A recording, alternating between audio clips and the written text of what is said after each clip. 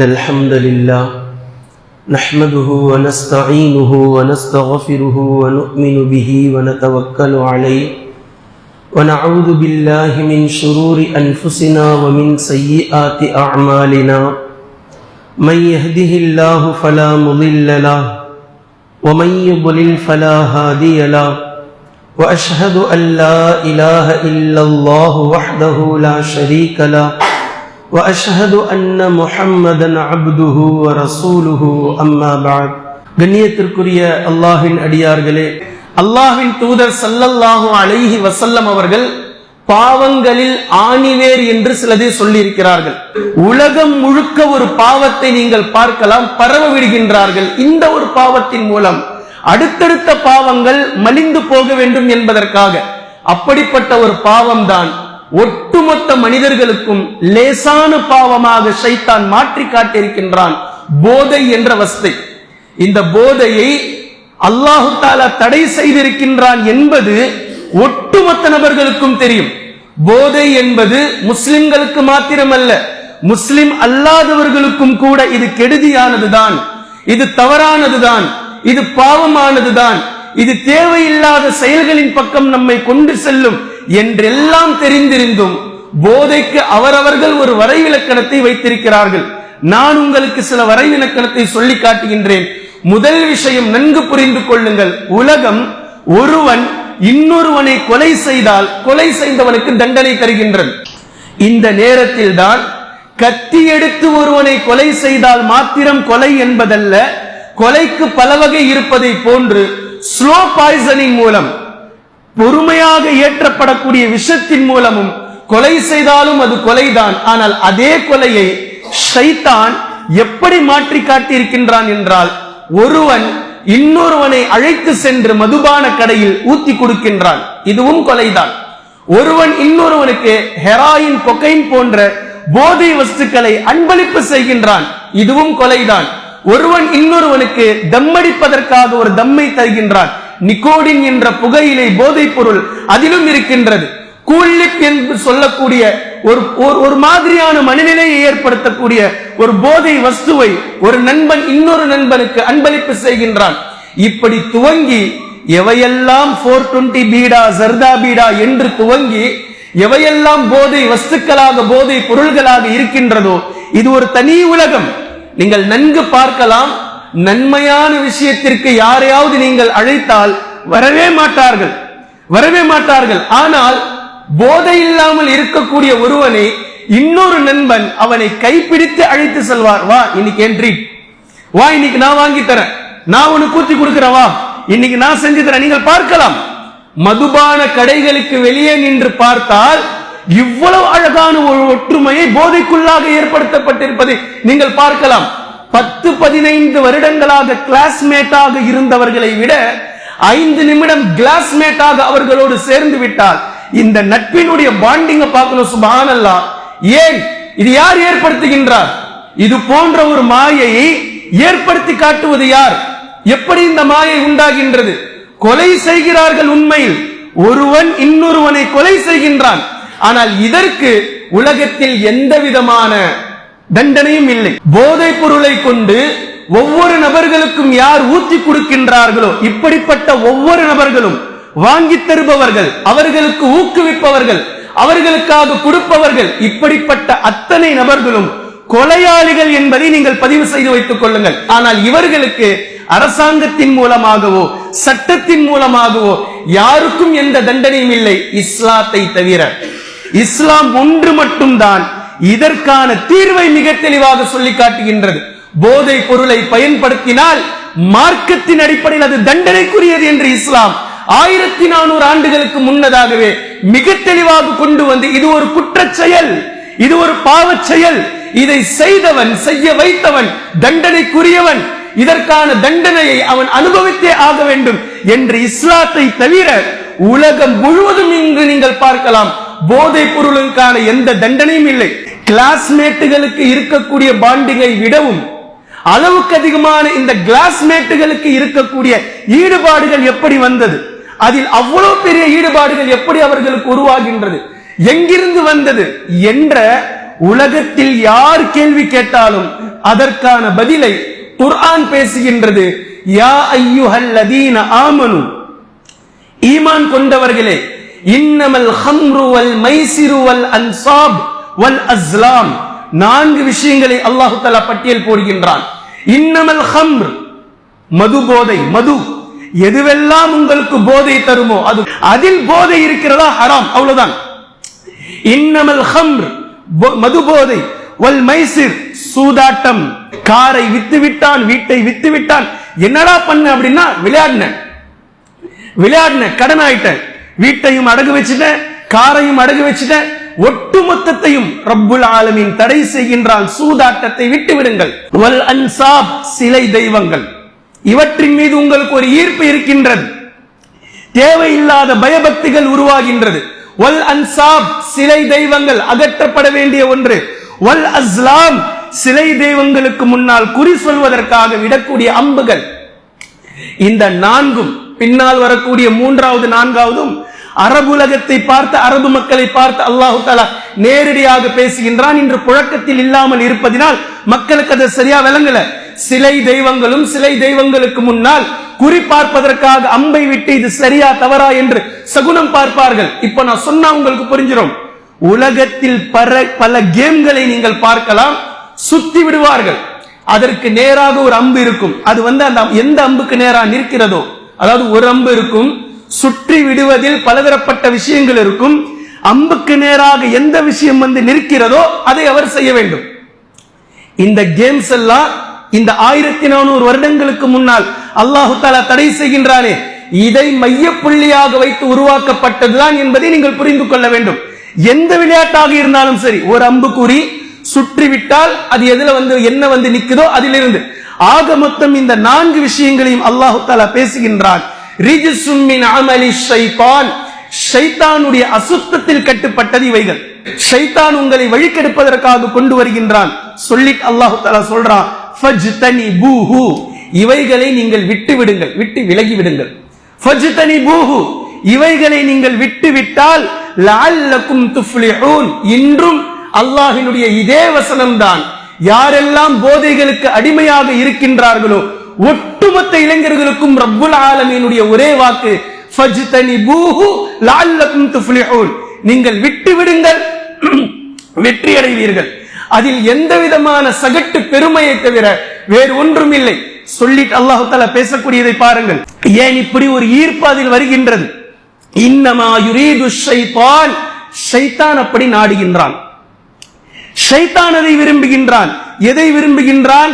இன்னமா யுரீது ஷைத்தான் அய்யூகிஅ பைனகுமுல் அதாவத வல் பக்லாஅ ஃபில் ஹம்ரி வல் மைசிரி, போதையின் மூலமும் சாராயத்தின் மூலமும் சூதாட்டத்தின் மூலமும் உங்களுக்கு மத்தியில் பகைமையையும் வெறுப்பையும் உண்டு பண்ண வேண்டும் என்று ஷைத்தான் விரும்புகின்றான். ஆரம்பத்தில் ஆசையை காட்டி, அதில் ஒரு சுகம் இருப்பதாக காட்டி, அதில் ஒரு இன்பம் இருப்பதாக காட்டி, ஆனால் விளைவு என்ன? பகைமையையும் வெறுப்பையும் உங்களுக்கு மத்தியில் உண்டு செய்வதற்காக அவன் விரும்புகின்றான். மேலும் எதை அவன் விரும்புகின்றான்? வயஸத்துக்கும் அன் ذிக்ரில்லாஹ், அல்லாஹ்வினுடைய நினைவை விட்டு உங்களை அவன் தடுக்க விரும்புகின்றான். அல்லாஹ்வினுடைய நினைவை விட்டு உங்களை அவன் தடுக்க விரும்புகின்றான்.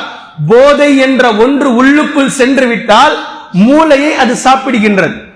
மூளை இல்லாத ஒன்றை கற்பனை செய்து கொள்கின்றது. நாம மிதப்புல இருக்கிறோம், நாம ஆகாயத்துல பறந்துகிட்டு இருக்கிறோம், எல்லாம் சரியாதான் இருக்கு, நாம கரெக்டா தான் இருக்கிறோம் என்று மூளையை, அந்த போதை என்ற வஸ்து மூளையை இப்படியெல்லாம் சிந்திக்க சொல்கின்றது. அப்படி சிந்திப்பது என்பது பொய், யதார்த்தத்துக்கு மாற்றம்.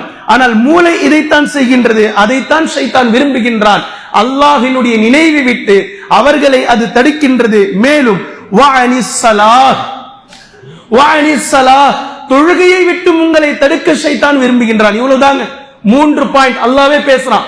தொழுகையை விட்டு உங்களை தடுக்க வேண்டும், அல்லாஹ்வினுடைய நினைவை விட்டு உங்களை தடுக்க வேண்டும், உங்களுக்கு மத்தியில் பகைமையை வெறுப்பை உண்டு செய்ய வேண்டும். இந்த 3க்காக ஷைத்தான் இந்த போதையை உங்களுடைய கண்களுக்கு முன்னால் கொண்டு வந்து அதை ஆசையாக்கி அதன் மீது உங்களுக்கு ஈடுபாடை ஏற்படுத்தி அல்லாஹ் தஆலா கடைசியா கேட்கிறான், ஃபஹல் அன்தும் முன்தஹூன், இதை விட்டுவிட மாட்டீர்களா?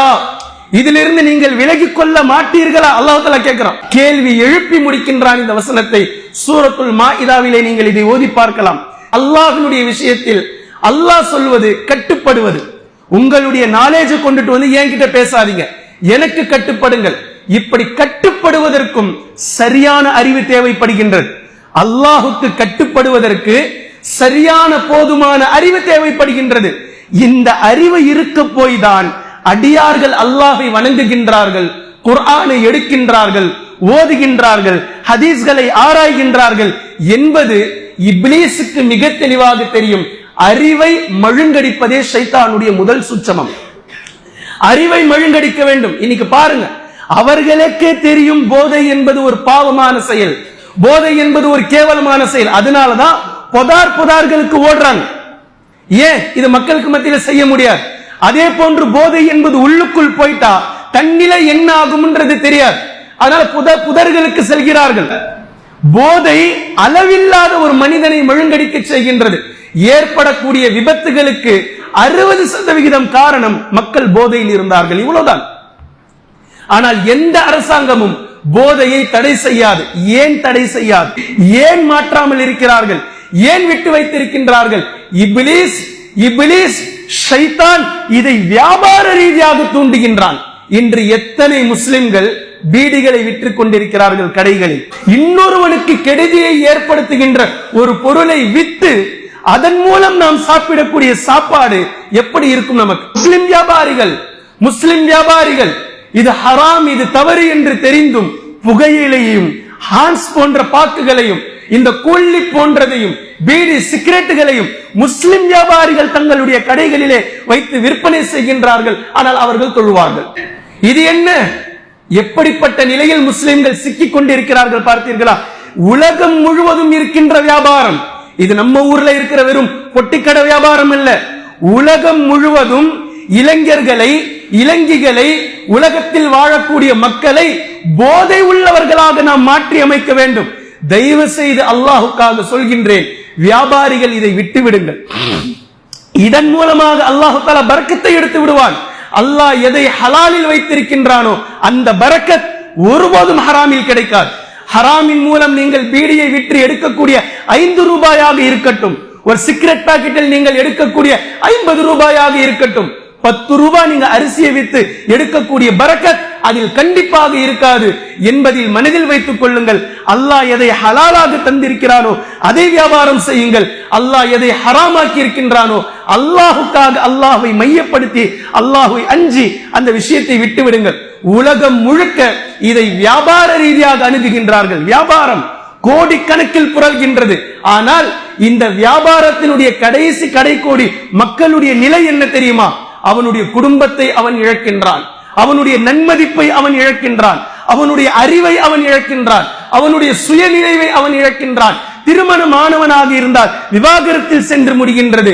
பெரியவனாக இருந்தால் தண்ணீர் தெளித்து கேவலப்பட்ட அசிங்கமாக ஊர் மக்களும் தெருமக்களும் அவனை கேவலமாக பார்க்கக்கூடிய நிலை ஏற்படுகின்றது. இவ்வளவும் இவனுக்கு நடக்கின்றது.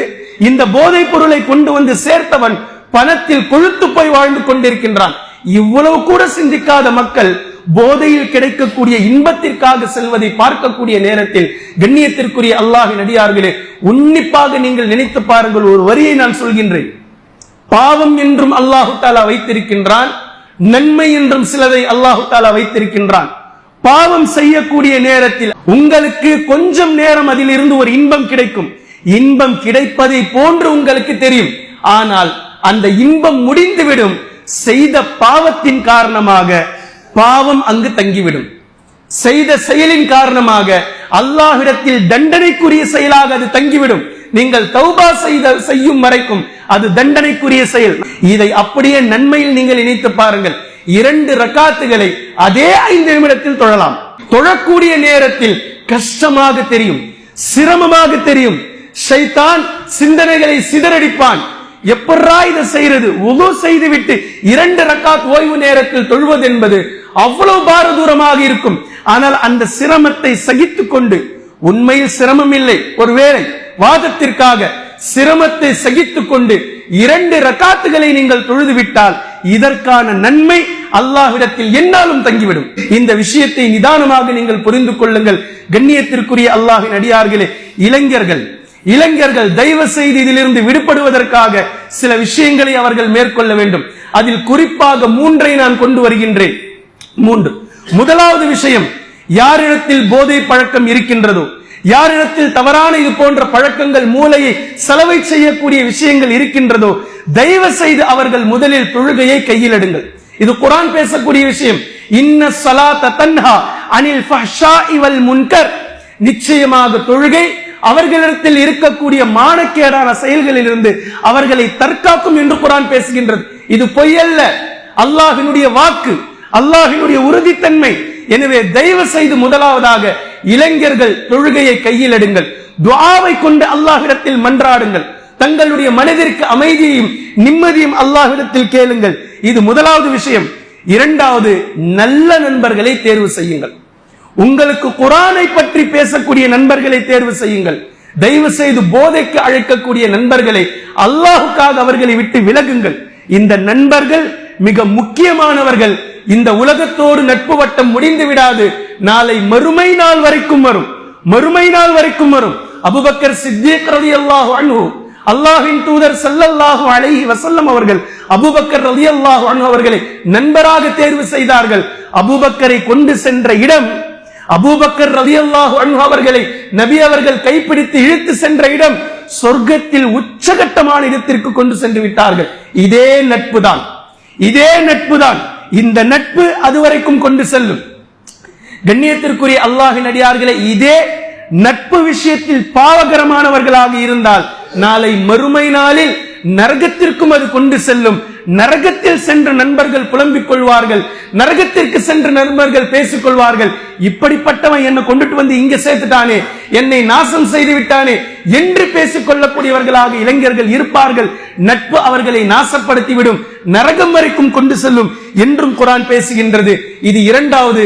நல்ல நண்பர்களை தேர்வு செய்யுங்கள். உங்களை தொழுகையின் பக்கம் அழைக்கக்கூடிய நண்பர்களை தேர்வு செய்யுங்கள். குர்ஆன் ஹதீஸின் மூலம் விளக்கங்களை உங்களுக்கு கற்றுத்தரக்கூடிய நண்பர்களை தேர்வு செய்யுங்கள். தயவு செய்து மேற்கத்திய கலாச்சாரத்தின் பக்கம், போதை வஸ்துக்களின் பக்கம் உங்களை இழுக்கக்கூடிய நண்பர்களில் இருந்து நீங்கள் தவிர்த்து விடுங்கள். மூன்றாவது, உடல் உழைப்பை நீங்கள் கொடுங்கள். அதாவது உங்களுடைய எனர்ஜிக்காக, உங்களுடைய மனதில் உடலை ஏற்ற வேண்டும், உடலை திடகாத்திரமாக ஆக்க வேண்டும், அல்லது வேற ஏதேனும் ஒரு லாபகரமான வியாபாரம் செய்ய வேண்டும், தொழிலின் பக்கம், முயற்சியின் பக்கம் உங்களுடைய கவனங்களை கொண்டு வந்து நிறுத்துங்கள். காலியான மூளையும் காலியான இதயமும் இது போன்ற பலதரப்பட்ட ஷைத்தானியத்தான செயல்களுக்கு கொண்டு வந்து குடியமர்த்திவிடும். உடல் உழைப்பின் மூலம் உங்களுடைய ஜிம், உங்களுடைய உழைப்பு, உங்களுடைய லாபகரமான வியாபாரம், உங்களுடைய தொழில், தந்தை வேலை செய்யக்கூடியவராக இருந்தால், தந்தை தொழிலதிபராக இருந்தால் நீங்கள் அவரோடு சேர்ந்து அவருக்கு ஒத்துழைப்பு கொடுங்கள். உங்களுடைய இதயத்தையும் மூளையும் குடும்பத்தினுடைய முன்னேற்றத்திற்காக என்ன என்பதில் பாடுபடுபவர்களாக உங்களுடைய சிந்தனையை நீங்கள் மாற்றிக்கொள்ளுங்கள். தயவு செய்து இது போன்று உங்களுடைய விஷயங்களை கொண்டு ஆக்கிக் கொள்ளுங்கள். கவலைக்காக நான் குடிக்கின்றேன், உடல் வலிக்காக நான் குடிக்கின்றேன், கவலையை மறக்க நான் குடிக்கின்றேன் என்று ஒருவன் சொல்வானேயானால், குடிக்காத அத்தனை நபர்களுக்கும் கவலை இல்லையா, உடல் வலி இல்லையா, மனவேதனை இல்லையா, குடும்ப பிரச்சனை இல்லையா? எல்லோருக்கும் இருக்கு. ஆனால் மறப்பதற்காக ஷைத்தான் உங்களுக்கு ஒரு பாவத்தை காட்டி தந்திருக்கின்றான். அதே ஷைத்தான், அதாவது பாவத்தை உங்களுக்கு வலியுறுத்தி இருக்கின்றான். அதே ரப்புல் ஆலமீன் கவலையை நீங்கள் மறப்பதற்கு, உங்களுடைய ஸ்ட்ரெஸ்ஸை போக்குவதற்கு, உங்களுடைய மனக்கவலையை குறைப்பதற்கு ரப்புல் ஆலமீனும் வழியை சொல்கின்றான். உலகத்தில் நீங்கள் காணக்கூடிய எதுவெல்லாம் உங்களுக்கு இன்பமாக தெரிகின்றதோ, இன்பமாக நீங்கள் உணர்கிறீர்களோ, அத்தனை இன்பங்களும் அவைகள் சிற்றின்பம் தான். ரப்புல் ஆலமீன் அறிமுகப்படுத்தக்கூடிய ஒரே ஒரு இன்பத்தை தவிர அது மட்டும்தான் பேரின்பம். அல்லாஹு தஆலா அறிமுகப்படுத்தக்கூடிய அவனுடைய நினைவை கொண்டு ஏற்படக்கூடிய உள்ளத்தின் அமைதி இருக்கின்றது, நிம்மதி இருக்கின்றது. அல்லாஹை கொண்டு ஒருவர் நிம்மதி அடைகின்றார், குர்ஆனை கொண்டு ஒருவர் நிம்மதி அடைகின்றார், தொழுகையை கொண்டு ஒருவர் நிம்மதி அடைகின்றார், நோன்பை கொண்டு ஒருவர் நிம்மதி அடைகின்றார். அல்லாஹ்வை நினைத்தால் அவர் இன்பம் பெறுகின்றார்.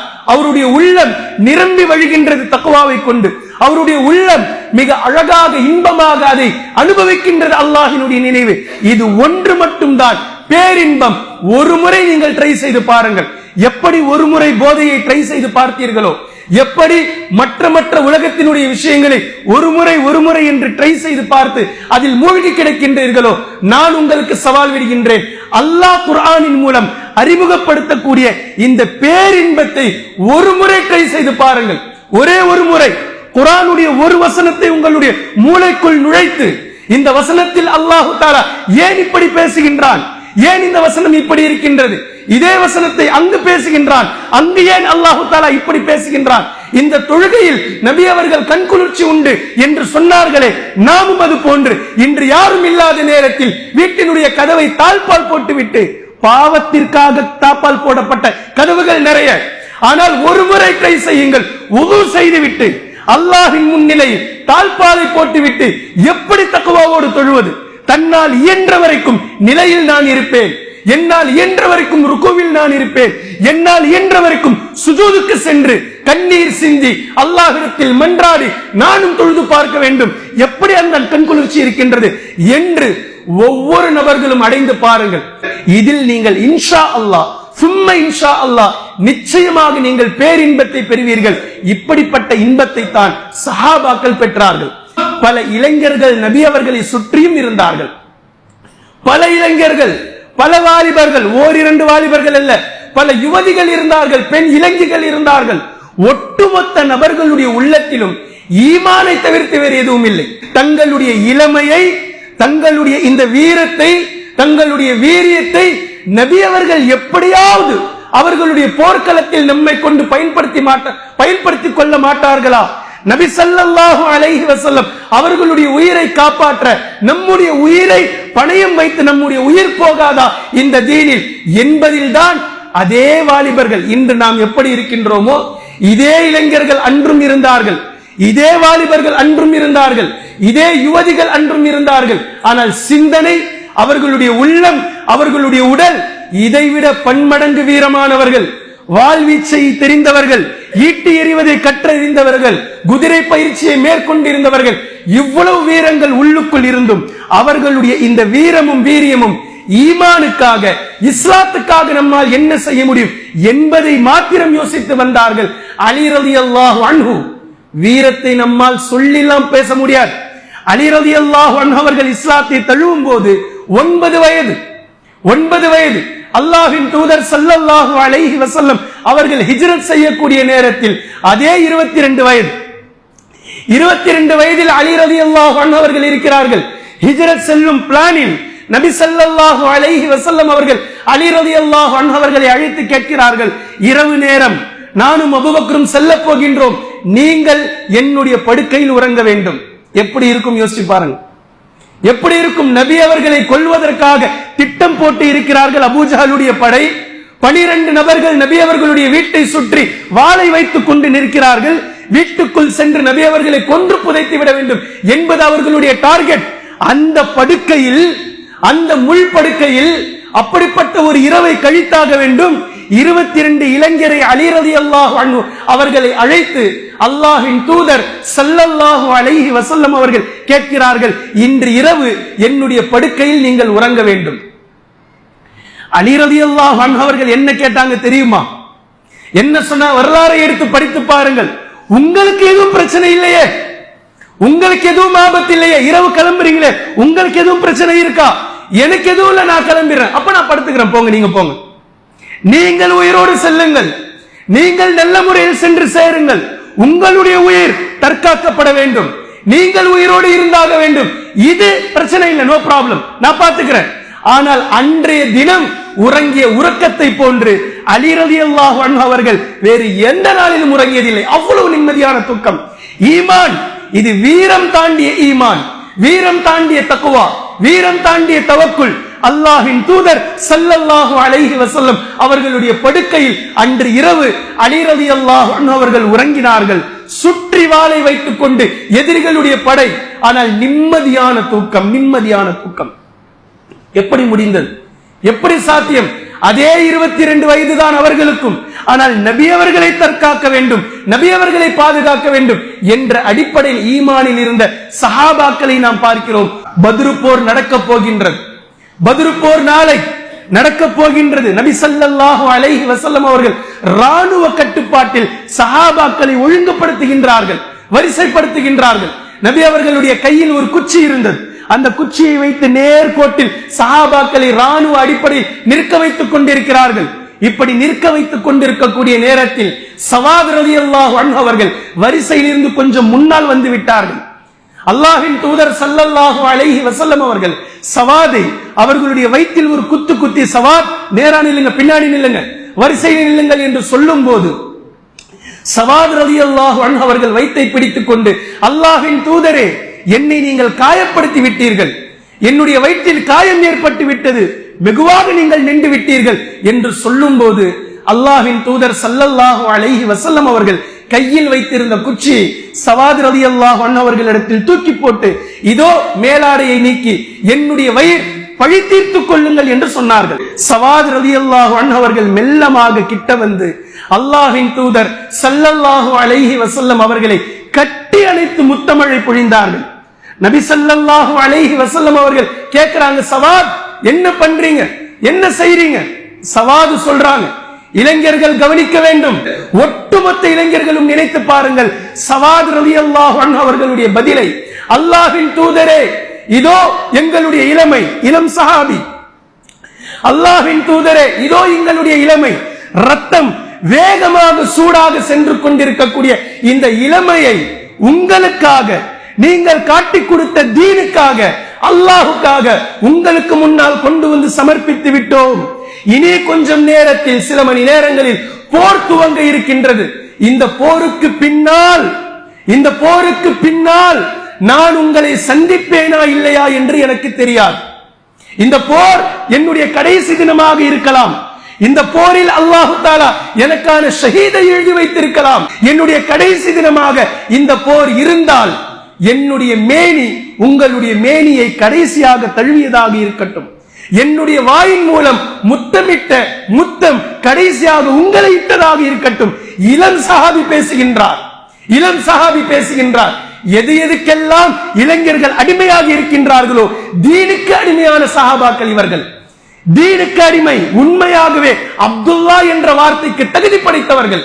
அல்லாஹ்வினுடைய அடிமை என்றால் யார் என்பதற்கு இலக்கணம் எழுதினால் இளம் சஹாபாக்களை நீங்கள் எழுதலாம். அல்லாஹ்வினுடைய அடிமை நாங்கள் வேறு எதற்கும் அடிமை இல்லை. அல்லாஹ் மட்டும்தான் எங்களுடைய உள்ளத்தில் இருக்கின்றார். அவனை தவிர வேறு எந்த விருப்பமும் எங்களுக்கு இல்லை. நாங்கள் விரும்பினாலும் வெறுத்தாலும் அது அல்லாஹுக்காக, அல்லாஹுடைய ரசூலுக்காக என்று வாழ்ந்தவர்கள் இளம் சஹாபாக்கள். இப்படியும் சஹாபாக்கள் இருந்தார்கள். எனவே கண்ணியத்திற்குரிய அல்லாஹ்வின் அடியார்களே, இளைஞர்களே, தயவு செய்து அல்லாஹ்வின் பக்கம் மீளுங்கள். தொழுகையை கொண்டும் துஆவை கொண்டும் அல்லாஹ்விடத்திலே நெருங்கி வாருங்கள். நல்ல நண்பர்களை உருவாக்கிக் கொள்ளுங்கள். இந்த தீனுக்காக உங்களுடைய உழைப்பு நிச்சயமாக தேவை. தயவு செய்து நீங்கள் எங்கிருந்தாலும் அல்லாஹ் உங்களை பாதுகாக்க போதுமானவனாக இருக்கின்றான். குர்ஆனை கையில் எடுங்கள். உங்களுடைய உழைப்பு, உங்களுடைய வீரம், உங்களுடைய வீரியம் என்பது இஸ்லாத்தின்படி நடப்பது தானே தவிர சிகரெட் பிடிப்பது சீன் அல்ல, அது உங்களுடைய போதை அல்ல, அதே போன்று அதில் உங்களுடைய மமதை அல்ல, அது வீரமும் அல்ல. அதிலிருந்து விலகி வருவதுதான் வீரம். அதிலிருந்து அதை விட்டு ஒழித்து அல்லாஹ்வின் பக்கம் திரும்புவதுதான் வீரம் என்பதை ஆழமாக மனதில் வைத்துக் கொள்ளுங்கள். இதற்கு பின்பும் உங்களுக்கு போதை பழக்கம் வேண்டும் என்று நீங்கள் விரும்பினால், ஒவ்வொரு முறையும் நீங்கள் ஒரு சிகரெட்டை பற்ற வைப்பதற்கு முன்னால் உங்களுடைய தாயையும் தந்தையும் நீங்கள் நினைத்து பாருங்கள். கண்களை மூடிக்கொண்டு உங்களுடைய தாய் எத்தனை வேதனைகளுக்கு பின்னால், எத்தனை வலிகளுக்கு பின்னால், எத்தனை நலிவுகளுக்கு பின்னால் அந்த வலி தன்னுடைய இரண்டாவது பிறப்பு என்கிற அந்த அடிப்படையில் இறந்து பிறக்கிறாள். ஒவ்வொரு தாயும் ஒரு குழந்தையை பெற்றெடுக்கும் போது இதை மனதில் வைத்துக் கொண்டு உங்களுடைய போதை பொருள் உங்களுக்கு என்ன சொல்கின்றது என்பதை நினைத்து பாருங்கள். கண்ணியத்திற்குரிய அல்லாஹ்வின் அடியார்களே, இளைஞர்களே, அல்லாஹ்வின் தூதர் ஸல்லல்லாஹு அலைஹி வஸல்லம் அவர்கள் சொன்னார்கள், ஷபாபக கப்ல ஹரமிக, உங்களுடைய வயோதிகத்திற்கு முன்னால் உங்களுடைய வாலிபத்தை நீங்கள் பொக்கிஷமாக கருதி கொள்ளுங்கள் என்று சொன்னார்கள். அந்த பொக்கிஷத்தில் இருக்கக்கூடிய இளைஞர்கள் வயோதிகம் நாளை வரும்போது பலதரப்பட்ட நோய்கள் அல்லாஹ் பாதுகாக்க வேண்டும். பலதரப்பட்ட நோய்கள் உடலுக்குள் இருக்கலாம், பலதரப்பட்ட பலவீனங்கள் உங்களுடைய உடலுக்குள் இருக்கலாம். அன்றைய தினம் நீங்கள் எல்லாவற்றையும் விட்டு ஒழித்து அல்லாஹ்வின் பக்கம் திரும்பி விடலாம் என்று தொழலாம் என்று வரும்போது உங்களால் நேர்த்தியாக ருக்குவையும் சுஜூதையும் செய்ய முடியாத அளவிற்கு உங்களுடைய வயோதிகம் இருக்கும். நீங்கள் தொழலாம் என நினைக்கும் போது உங்களால் சேரை தவிர மற்ற மாதிரி அமர்ந்து தொழ முடியாது. நீங்கள் சுஜூது செய்யலாம், நெற்றியை கொண்டு சென்று அல்லாஹுக்கு பூமியில் வைக்கலாம் என நினைக்கும் போது உங்களுடைய இடுப்பு வளையாத நிலையை வயோதிகத்தை நீங்கள் அடையலாம். இவை எல்லாவற்றுக்கும் முன்னால் இன்று 100 ரக்காத்துகளை ஒரு வாலிபனால் சரியான முறையில் நின்று தொழ முடியும். அவ்வளவு ஸ்ட்ரென்த், அவ்வளவு பவர் ஒரு இளைஞரிடத்தில் இருக்குது. உங்களுடைய இதே ஸ்டெமினாவை, உங்களுடைய ஸ்ட்ரென்த்தை தயவு செய்து இந்த தீனுக்காக பயன்படுத்துங்கள். இந்த தீன் உங்களுடைய உழைப்பை எதிர்பார்த்து கொண்டிருக்கின்றது. அல்லாஹ்வின் தூதர் ஸல்லல்லாஹு அலைஹி வஸல்லம் அவர்களிடத்தில் வந்து நபி அவர்களுக்கே அன்று வரை தெரியாத ஒரு வரலாற்றை அல்லாஹு தஆலா கொண்டு வந்து காட்டுகின்றான்.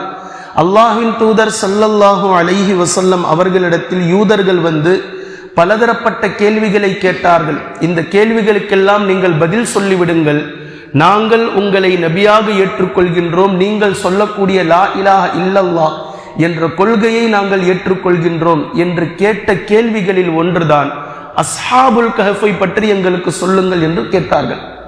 நபி ஸல்லல்லாஹு அலைஹி வஸல்லம் அவர்களுக்கு அஸ்ஹாபுல் கஹஃப் யார் என்றே தெரியாது. அஸ்ஹாபுல் கஹஃபை பற்றி தெரியாது. யூதர்கள் வந்து இந்த கேள்வியை கேட்கும் வரைக்கும், இந்த கேள்வி கேட்டதுமே சிறிது நேரத்தில் ஜிப்ரீல் அலைஹிஸ்ஸலாம் அவர்கள் இறங்கினார்கள். அல்லாஹு தஆலா அவர்களின் மூலம் அஸ்ஹாபுல் கஹஃப் யார், அவர்களுடைய வரலாறு என்ன, அவர்களுடைய ஈமான், அவர்களுடைய தக்வா தவக்குல் என்ன, அவர்களோடு அல்லாஹு தஆலா எப்படி நடந்து கொண்டான், அவர்களுடைய ஆதாரமும் சாட்சியத்தையும் அல்லாஹு தஆலா மிக தெளிவாக சூரத்துல் கஹ்ஃபிலே நீங்கள் பேசுவதை பார்க்கலாம். அம் ஹஸிபத அன்ன அஸ்ஹாபல் கஹ்ஃபி வர்ரகீம் கானூ மின் ஆயாத்தினா அஜபா. யூதர்கள் அஸ்ஹாபுல் கஹ்ஃபை பற்றி கேட்டார்கள். அஸ்ஹாபுல் கஹ்ஃப பத்தி எங்களுக்கு சொல்லுங்க.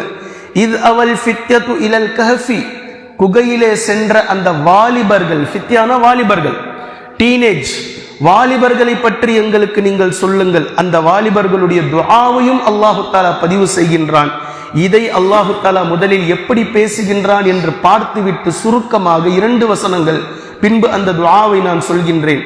அல்லாஹு தஆலா துவங்குகின்றான், நஹ்னு நகுஸ்ஸு அலைக நபஅஹும் பில் ஹக். நபியே, அவர்களுடைய வரலாற்றை உண்மையாக நாம் உமக்கு அறிவிக்கின்றோம். இன்னஹும் ஃபித்யா, அவர்கள் ஒரு சில வாலிபர்கள். இன்னஹும் ஃபித்யா, அவர்கள் வாலிபர்கள். ஆமனூ பி ரப்பிஹிம், தங்களுடைய ரப்பை அவர்கள் நம்பிக்கை கொண்டிருந்தார்கள். வஸித்னாஹும் ஹுதா, அவர்களுடைய நேர்வழியை நாம் அவர்களுக்கு அதிகப்படுத்தி கொண்டே இருந்தோம். அவர்களின் புறத்திலிருந்து அவர்கள் ஈமானை எப்படி கொள்ள வேண்டுமோ அப்படி கொண்டார்கள்.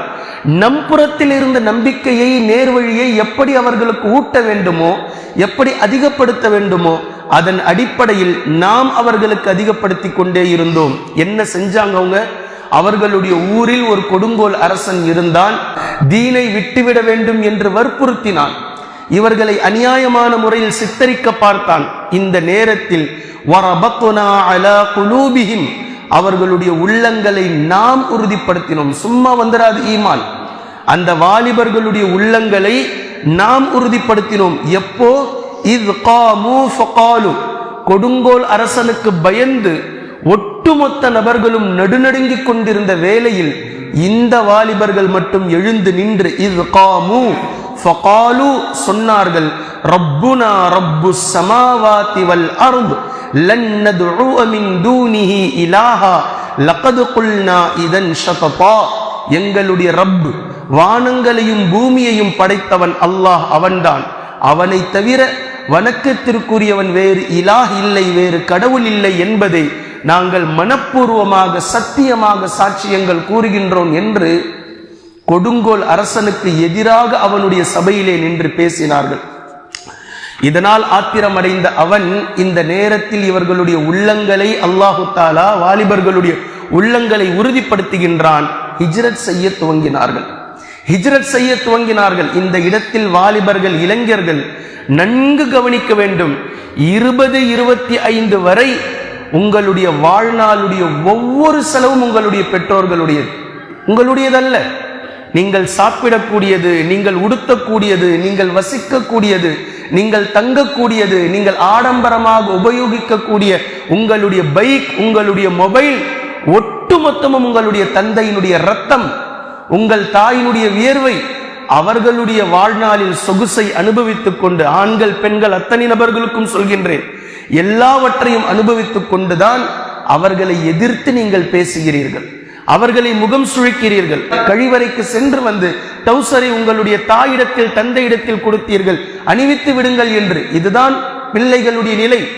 இந்த நிலையில் இருந்து உங்களை கொஞ்சம் கொஞ்சமாக கரம் பிடித்து வளர்த்து வந்த பெற்றோர்களுடைய பேச்சை கேட்காமல், பெரியவர்களுடைய பேச்சை கேட்காமல், அனைத்தும் எனக்கு தெரியும் என்று சொல்லக்கூடிய வாலிபர்களுக்கு மத்தியில் இவர்கள் ஹிஜ்ரத் செய்கிறார்கள். ஈமானுக்காக, அல்லாஹுக்காக, அல்லாஹுடைய தீனுக்காக. இரவோடு இரவாக அரசன் இங்கு இருந்தால் கொன்று விடுவான், இந்த தீன் நிலைநாட்டுவது நம்முடைய கடமை, தீனின் அடிப்படையில் வாழ வேண்டும் என்பதற்காக ஊரை விட்டு இரவோடு இரவாக கிளம்பினார்கள். அந்த 7 வாலிபர்கள் இரவு முழுக்க நடந்தார்கள். மீண்டும் அடுத்த நாள் பகல் முழுக்க நடந்தார்கள். மீண்டும் அடுத்த நாள் இரவு முழுக்க நடந்தார்கள். 2 இரவு ஒரு பகல். அடுத்த நாள் இரவு முடிந்து ஃபஜ்ருடைய நேரத்தில் ஒரு குகைக்குள் செல்கிறார்கள். இங்கு சற்று நேரம் தஞ்சம் புகுந்து ஓய்வெடுக்கலாம். அங்கு சென்றதற்கு பின்னால் அவர்களுக்குள்ளாக பரஸ்பரம் பேசிக் கொள்கிறார்கள். யாரும் வருவாங்களா, யாரும் வரமாட்டாங்களா, யாரும் நம்மளை கண்டுபிடிச்சு பின்னாடி வந்துருவாங்களா என்ற பேச்சுக்கு பின்னால் அவர்களில் ஈமான் கொண்ட அத்தனை நபர்களும், இதைத்தான் மீண்டும் மீண்டும் சொல்கின்றோம், நல்ல நண்பர்களோடு வாலிபர்கள் பழகிக் கொள்ளுங்கள். இருந்த 7 நபர்களும் ஈமான் உள்ளவர்கள். எந்த வழியை காட்டுவார்கள்? அல்லாஹ்வை நம்பிக்கை கொள்வோம். அத்தனை நபர்களும் துஆவை மேற்கொண்டார்கள். ரப்பனா ஆத்தினா மில்லதுன்க ரஹ்மா வஹய்யி லனா மின் அம்ரினா ரஷதா. மனனம் செய்து வைத்துக் கொள்ளுங்கள். அவர்கள் இந்த துஆவை கேட்டதற்கு பின்பு கூட அவர்களுக்கு தெரியாது, கியாமத்து நாள் வரைக்கும் நம்மை அல்லாஹு தஆலா ரோல் மாடலாக ஆக்கி வைப்பான் என்று அவர்களுக்கு தெரியாது. கஷ்டமான ஒரு விளிம்பில் நின்று கொண்டிருந்தார்கள். இன்னல் துன்பங்களுடைய விளிம்பில் நின்று கொண்டு துஆவை செய்கின்றார்கள். அல்லாஹ்விடத்தில் கையேந்தினார்கள். ரப்பனா, எங்களுடைய ரப்பே, ஆத்தினா மில்லதுன்க ரஹ்மா, எங்களிடத்தில் ஒன்றும் இல்லை, எங்க கிட்ட எதுவுமே இல்லை, வீட்டை விட்டு ஊரை விட்டு சொந்தமான நாட்டை விட்டு வந்திருக்கின்றோம். இனி நாங்கள் எங்கு செல்ல போகின்றோம், என்ன செய்ய போகின்றோம், எதை சாப்பிட போகின்றோம், எங்களுடைய தொழில், எங்களுடைய வாழ்வாதாரம், இனி அடுத்த கட்டம் என்ன, எதுவுமே தெரியாது. எனவே உன் புறத்தில் இருந்து பிரத்யேகமான ரஹ்மத்தை, கருணையை நீ எங்களுக்கு வழங்குவாயாக. ஆத்தினா மில்லதுன்க ரஹ்மா, உன் புறத்தில் இருந்து ரஹ்மத்தை நீ வழங்கு. இதை மட்டும் நீ எங்களுக்கு கொடுத்துட்ட அப்படின்னா இந்த உலகமே எங்களை கைவிட்டாலும் பிரச்சனை இல்லை, உன்னுடைய ரஹ்மத் போதுமானது. மிக தெளிவான வாலிபர்கள். மில்லதுன்க ரஹ்மா வஹய்யி லனா மின் அம்ரினா ரஷதா, எங்களுடைய காரியங்களை நீ நேர்வழிப்படுத்தி வைப்பாயாக. என்ன நடக்க போகுதுன்னு தெரியல, என்ன ஆக போகுதுன்னு தெரியல, வருங்காலத்தை பற்றிய எந்த புரிதலும் எங்களுக்கு இல்லை. வாலிபர்களாக நாங்கள் இருக்கிறோம். சொந்த காலில் நிற்க முடியாத அந்த கட்டத்திலும் அல்லாஹ்வை நம்பிக்கை கொண்டு இந்த தீனை எடுத்துக்கொண்டு தீனுக்காக வாழ வேண்டும் என்று ஹிஜ்ரத் செய்த இளைஞர்களுடைய இந்த பட்டாளம், இந்த படை, கியாமத் நாள் வரை வரக்கூடிய ஒவ்வொரு நபர்களுக்கும் மிகப்பெரிய ஆதார ஸ்ருதி, மிகப்பெரிய ஈமானுடைய தாக்கம். துஆவை கேட்கிறார்கள். 2 வாக்கியம்தான். உன் புறத்திலிருந்து பிரத்யேகமான ரஹ்மத்தை எங்களுக்கு வழங்குவாயாக, எங்களுடைய காரியங்களை நீ நேர்வழிப்படுத்தி வைப்பாயாக. இவ்வளவுதான். நடந்து வந்த டயர்ட், தூங்கிட்டாங்க எல்லாருமே, படுத்து உறங்கி விட்டார்கள். இவர்களோடு வந்த நாயை அல்லாஹு தஆலா இந்த குகையினுடைய வாசலில் அமர வைத்து விட்டான். இந்த படுத்ததுதான் அவர்களுக்கு தெரியும். தூங்கி எழுந்ததற்கு பின்னால் அவர்களுடைய கோலங்களை பார்த்து அவர்களே ஆச்சரியப்பட்டுக் கொள்கிறார்கள். எவ்வளவு நேரம் தூங்கி இருக்கிறோம், எவ்வளவு நேரம் ஓடி இருக்கு அப்படின்றது தெரியல. ஒருவரை மாறி ஒருவர் பார்த்து கொள்கிறார்கள். பயங்கரமா இருக்கு, அலங்கோலமாக இருக்கிறது. கடைசியில தான் அவர்களுக்கு புரிய வருகின்றது. அல்லாஹு தஆலா பேசுகின்றான், 300 309 ஆண்டுகள் அவர்கள் உறங்கி இருக்கிறார்கள்.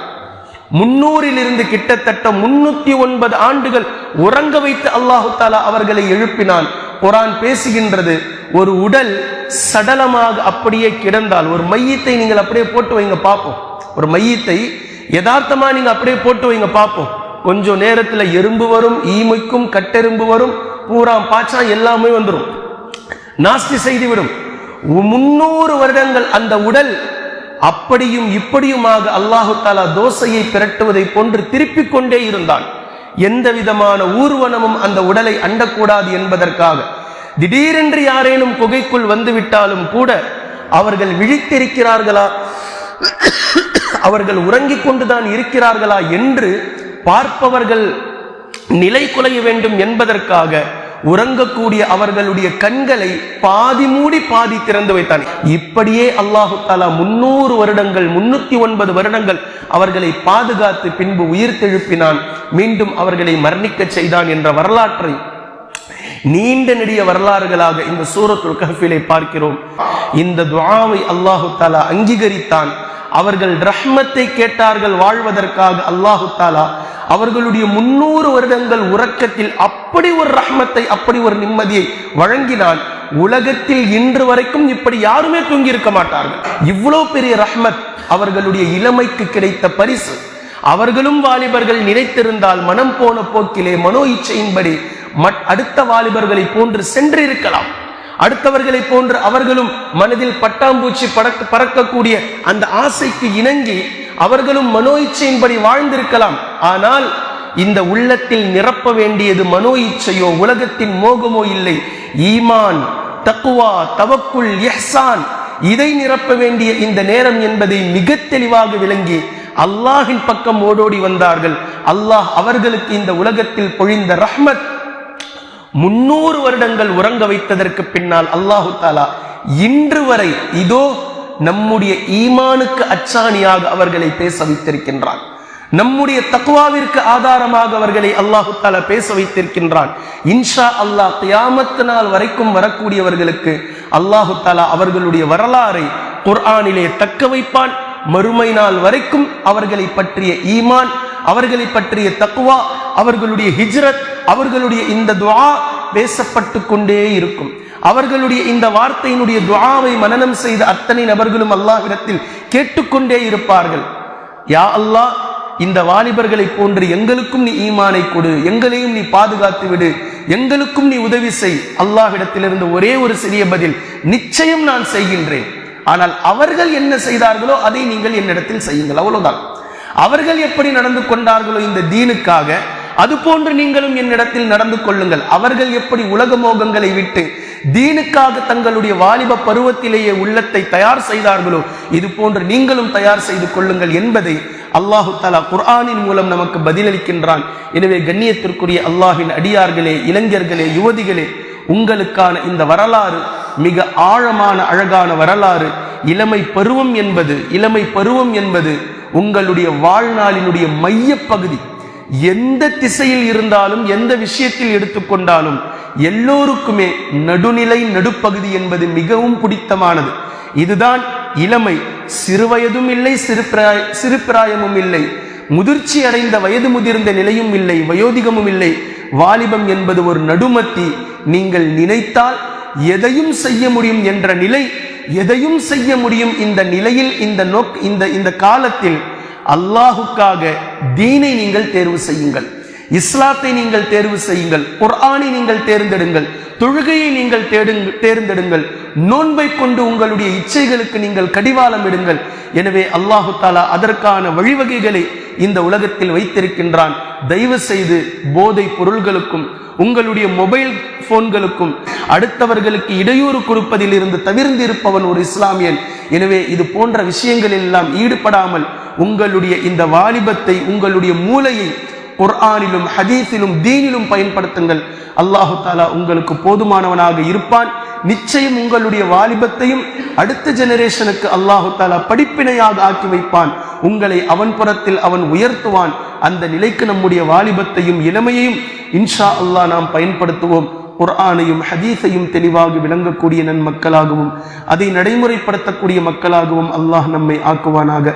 நாளை மறுமை நாளையில் அர்ஷுக்கு கீழாக ஷாபுன் ஃபீ இபாதத்தில்லா என்று அல்லாஹ்வின் தூதர் ஸல்லல்லாஹு அலைஹி வஸல்லம் அவர்கள் கூறினார்களே, அதாவது 7 வகுப்பார்கள் அல்லாஹ்வினுடைய அர்ஷுக்கு கீழ் விஐபியினுடைய லிஸ்டிலே நிற்பார்கள். அதில் ஒரு சாரார் தங்களுடைய வாலிபத்தை அல்லாஹ்வினுடைய பாதையில் கழித்தவர்கள், அல்லாஹ்வை முழுக்க முழுக்க வணக்கங்களை கொண்டு தங்களுடைய இளமையை அலங்கரித்தவர்கள் என்று அல்லாஹ்வின் தூதர் ஸல்லல்லாஹு அலைஹி வஸல்லம் அவர்கள் கூறினார்கள். அந்த ஜமாத்தில் அல்லாஹு தஆலா நம்மை சேர்த்தருள் புரிவானாக. சுப்ஹானக்கல்லாஹும்ம பிஹம்திக அஷ்ஹது அல்லா இலாஹ இல்லா அன்த அஸ்தக்ஃபிருக வ அத்தூபு இலைக்.